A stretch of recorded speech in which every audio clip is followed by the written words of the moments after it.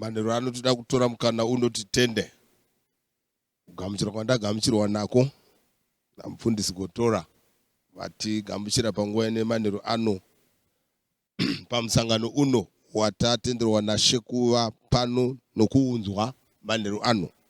Kuvateereri vese ndinokutendai matenderwa naShe kuva nenguva yakadai yekunzwa izwi raMwari.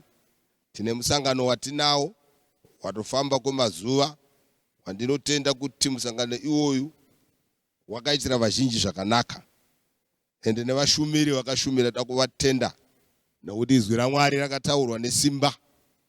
Tine musangano watinawo unonzi iwo the Upper Room Convention, entitled or given the theme waiting for the promise in one accord. That is the theme. Zvino manheru ano ndoda kuti ndibva ndakutendai mimose mauya zvakare muservice ino nemukana uno watawaniswa nekuda kwenyasha dzaMwari. Tichitenda our dear leader who has this vision yokuti tiwane chokudya. Our president vakawana mukana wokugara pasi nekurongedzera musangano rudzi urwu nevanobata navo. Toda kuti vatende zvikuru kwazvo nekuda kwebasa guru rakadai riri kutisimudzira pamweya yedu. Tinokutendai zvikuru kwazvo muzita raShe. Amen. Nenguva ino yemangwanani ano ndinoda kungomira pashoko remusoro wenhau rinoti iro waiting for the promise in one accord. Regai nditi the word promise is very, very important in this message. Ini ndakabva ndatiwo the promise is life in us. That's the other title I gave, the subtitle. The promise is life in us. Regai nditi manheru ano promise kana kuti chivimbiso chinhu chaunogarira kana kuti chaunomirira uchitarisira kuti chinoitika. May I preach to everyone listening to me tonight that this was a promise which was prophesied by the prophets in the Old Testament. One of them was Joel, the prophet. Iye unoti namazuva ekupedzisira ndichadurura zvomweya wangu pamusoro penyama yose. Ndichadurura zvomweya wangu in the last days. Ndinofara kuti Mwari akataura zvaanotaura zvinoitika. Varume ava naJoel vakaprofita 400 BC. BC zvichireva kuti before Christ. And AD is after Christ. But in this instant, Ana Joel vaiona the last days. Toda kuti nditaure kukereke nevese vari kundinzwa manheru ano kuti kuna vanhu vanobvunza kuti mazuva ekupedzisira ndeapi. Reva ndiko handakupindura manheru ano. This man of God prophesied, I have said 400 years, 400 BC. Kana kuti 400 before Christ was born. Akataura nguva yekuti ndichadurura zvomweya wangu bata pakuti nemazuva ekupedzisira. Saka kana kuna ari kubvunza kuti mazuva api, ndibva ndangokusimbisira kuti totova mumazuva ekupedzisira. Because the outpouring of the Holy Spirit was witnessed at the Upper Room, which are also dubbing this conference the Upper Room Convention. Mweya mutsvene uchionekwa naJoel anoti nemazuva ekupedzisira. Kureva kuti takatova mumazuva ekupedzisira. Tatokwira saisai rokuenda kumagumo enyika. Remember the Holy Spirit's presence on planet Earth. Ndinoda kundizivisa kereke kuti kuvapo kwomweya mutsvene panyika pano patiri pana. Ukaverenga izwi raMwari, iwo mweya mutsvene watiri kutaura nezvawo ndo wakatobata the judgment. Nekuti vatsvene vachiripo panyika panapa ndo wakatobata kuti hakusati kwaitwa the final of this planet Earth. The Holy Spirit is holding and restraining nekereke yaMwari zvaichiri present munyika ino. the Holy Spirit of God yakaonekwa nemurume anonzi Joel akataura akati chivimbiso ichi ndachavana venyu nevanovana venyu nevazhinji vachazodanwa naShe. Peter akutaura in the New Testament again. Regai nditi manheru ano tinofara kuti musangano wakasimudzirwa ukamisikidzwa nemudonzo rokuti the promise, we are waiting for the promise in one accord. And we are together tonight. Tichitaura kuti mweya mutsvene iwoyo watiri kutaura nezvawo wakavimbiswa.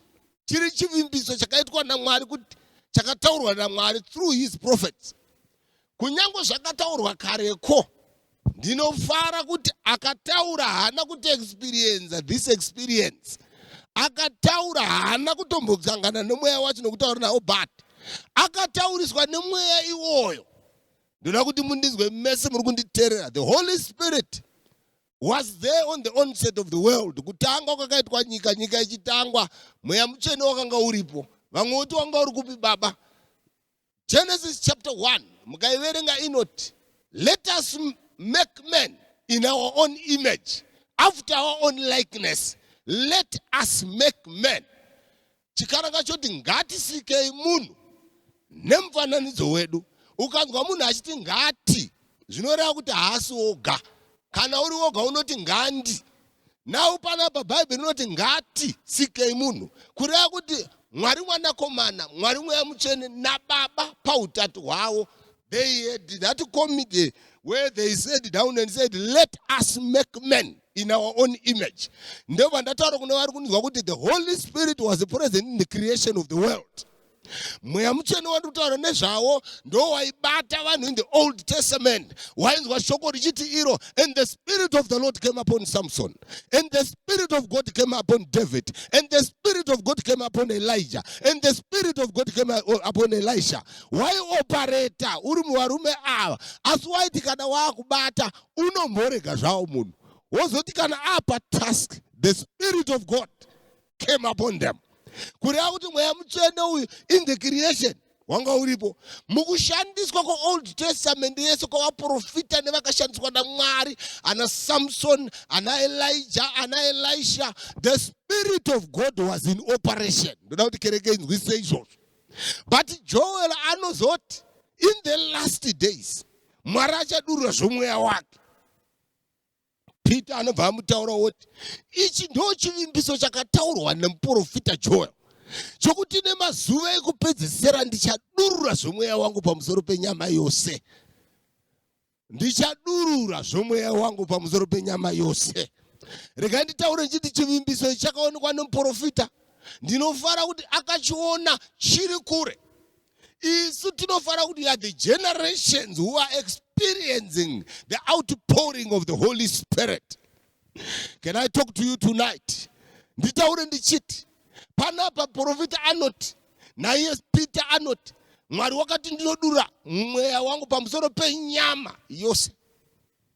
Ndoda kunditaure manheru ano ndichiti kana panzi nyama yose pana kuti ndichadura zvomweya wangu muchechi yakati, kana kuti murudzi rwakati, kana kuvanhu vakati. Panapa pari kunzi ndichadurura zvomweya wangu pamusoro penyama yose. AFM, Dutch Reformed, Roman Catholic, wherever you are. Kunyange uchipinda ipa handingakumentionei mazita enyu mese machechi akawanda panyika pano. But Mwari haasi mutsauri wavanhu. The Holy Spirit is for all. Not only those in churches only, but even upon everyone. When you call upon the name of the Lord, the Holy Spirit must come upon you.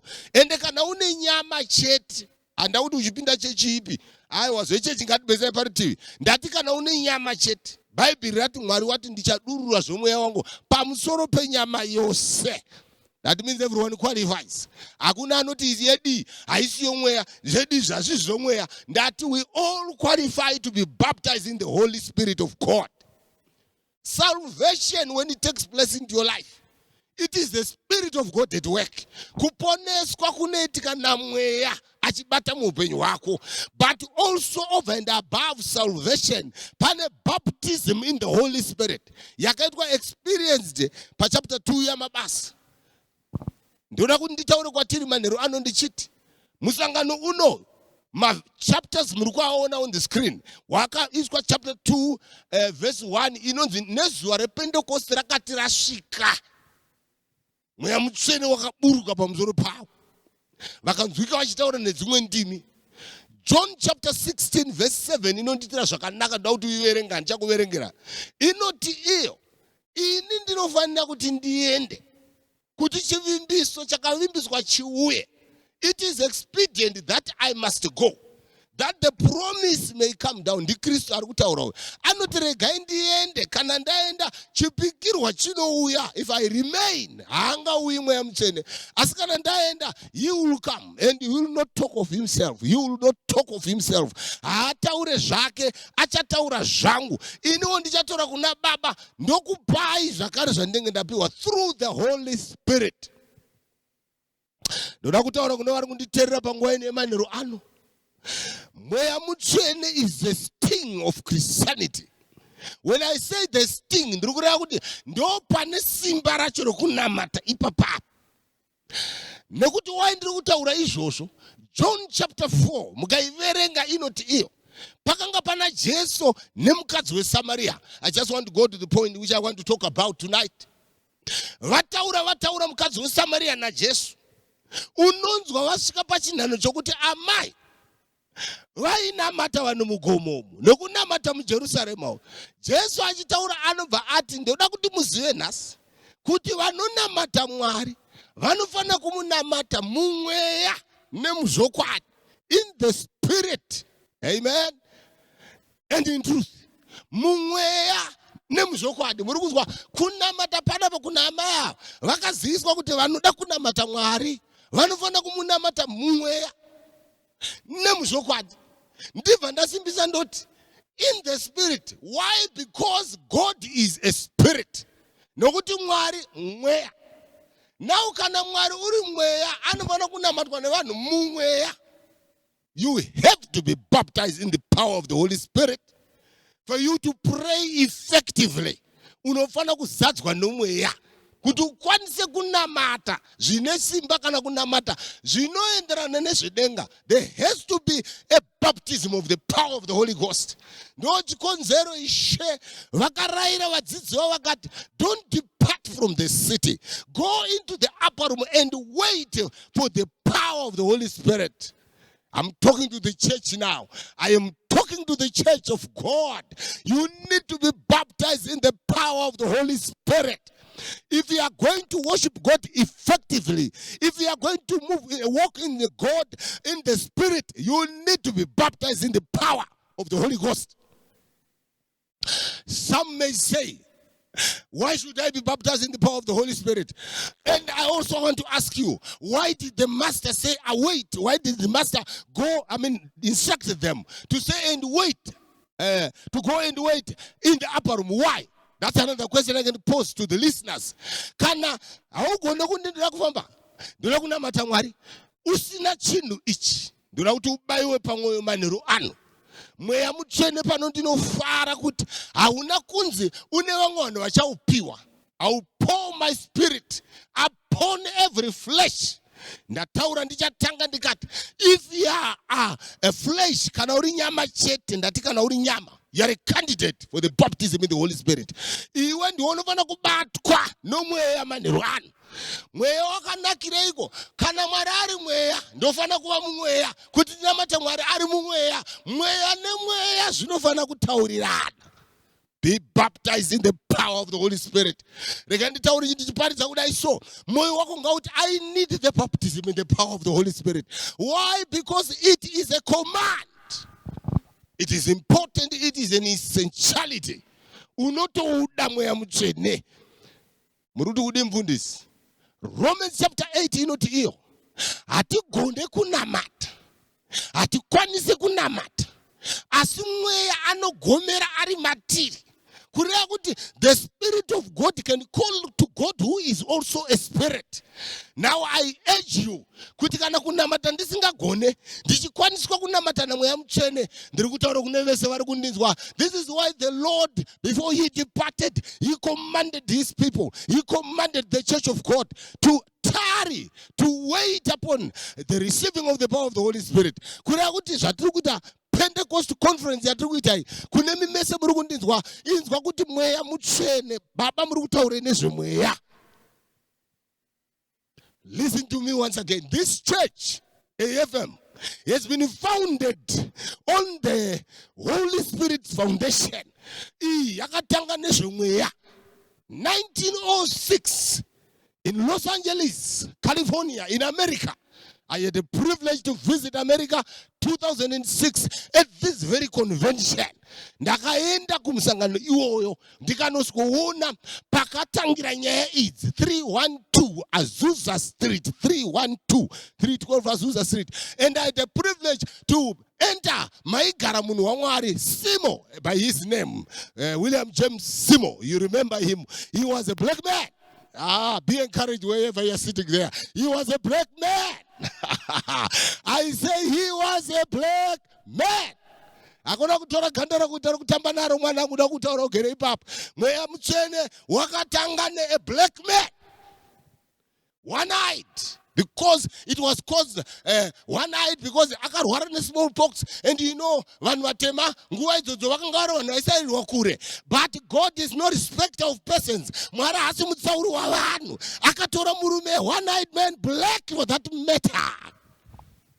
I must preach it tonight. I must declare to you tonight. Handidi munhu anozvizvidza, handidi munhu anozvitarisira pasi. Ziva kuti mudhara akatanga nyaya iyi yomweya was a black man. Ipapa nondisa zvakanaka ipapa. Pongoti munhu ane ganda rakafanana nerangu. And I'm encouraged about that. You know what about this man I'm talking about? He went to Houston. He had an encounter with a man called Palm. Asangana na Palm achiparisa ku Houston. Iye ari ku California. Akanzi nokuda kuti munhu mutema, akanzi unofana kuteerera usina kusangana nevamwe vachena. Unenge uri mupassage maunenge muri. But iye aiteerera mupassage akati, there is a baptism of the power of the Holy Ghost. Akati adzokera manje. Akati adzokera manje kunyika kwake asvika ikoko akati kwandabva uku, there is a power of the Holy Spirit. Kuna ari kundinzwa here apa? Kuna ari kundinzwa here apa? Akati adzokera kumusha kwake kuCalifornia. Ukada kuverenga history yemurume uyu, asvika ikoko akasvikotaura kuti kwandabva uku ndaona murume anonzi Palm. A man who said there is the power of the baptism in the Holy Spirit. Ndokutanga kutaura zvomweya zvandiri kuparidza manheru ano aya. There was a great outpouring which took place 1906. Kuna ari kundinzwa here apo? 1906, the power of God came upon them. There was a great convention which took place 2006 when I went to America. And then ndikanozviona nemeso angu, ndakaona kapu dzake dzaainwira, ndikaona pulpiti yake yaaiparidza ari nemapureti ake. Ndakatorwa ndikapinda mumbatso kanzi, this is where the man of God was staying. Ndikazvionera nemaziso angu mapulpiti ana Catherine Kuhlman, ndakasangana nawo ipapo ndikaona saka ndopaaiparizira apo, ndomavaidyira apo, ndozva ndikati zvine history zvinhu izvi, the outpouring of the power of the Holy Ghost. Chicha ndiri kutaura zvinhu izvi ndakuti ndikokutaura kuti uzive kuti this church was founded on the Holy Spirit. A church is not a human make-up. Haina kuitwa nemunhu ichechi yamakapinda iyi. Yakafoundwa kana kuti yakadzikiswa, foundation yayo iri founded on the outpouring of the power of the Holy Ghost. Kana tasvika ipapo, hatishore vakadzidza, hatishore vangadai varidzidza zvinhu zvakasiyana siyana, hatisi kuzvidza kana tasvika ipapo. Asi muri kuti kudii mufundisi? Ndakuti ndikutaure kunamata kuri effective. Kunamata kuchakuitira zvakanaka muupenyu hwako kunoda the baptism of the power of the Holy Spirit of God. That is why we have got this convention dubbed the Upper Room Convention, and also waiting in one accord for the promise. We are saying this is a convention. where we are saying we are reminding even you one another. We are reminding you. May I be very clear to everyone. I have read the privilege to read a book called God's Generals. In that book, the foundation of these other churches I'm talking about even now, John Wesley was a revivalist, filled with the power of the Holy Spirit. That filled by the power of the Holy Spirit. John Wesley, because of Chicago to Munzwe.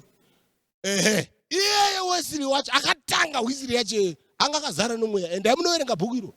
I had the privilege to read about it. And the sort of good William Booth, Salvation Army, it was blood and fire. What is fire? It's the Holy Spirit of God. Those men were moved by the power of the Spirit. AFM, can I warn you even tonight? But I want to congratulate you. There is at least the speaking of tongues in the church even today. The church is under amuchataurwa nemweya wandu kutaura nezvawo. Dai Wesley mukanhasi aibvunza kuti maakupi. Nemiwo ndovada kuita iwonu vari kundinzwa mese. You may start in the spirit and end up in the flesh. Watch out. Be careful. This is why a conference of this nature has been brought to us, has been put into effect. This conference is reviving us, is reminding us to remain in the power of the Holy Spirit of God. And sure sondo ipine ipishayo asindinzwe zvakanaka manheru ano ndati mweya mutsvene ndewenyama yese akadzidza ane mari asina anozikanwa neasingazikanwe. The power of the Holy Spirit is for everyone. Remain in your church wherever you are, but be baptized in the power of the Holy Spirit. Oh my, oh my. God is no respecter of persons. Manero ano mwari wekudenga ngaakupe nyasha idzi ramba kunamata mwari zvisina mweya.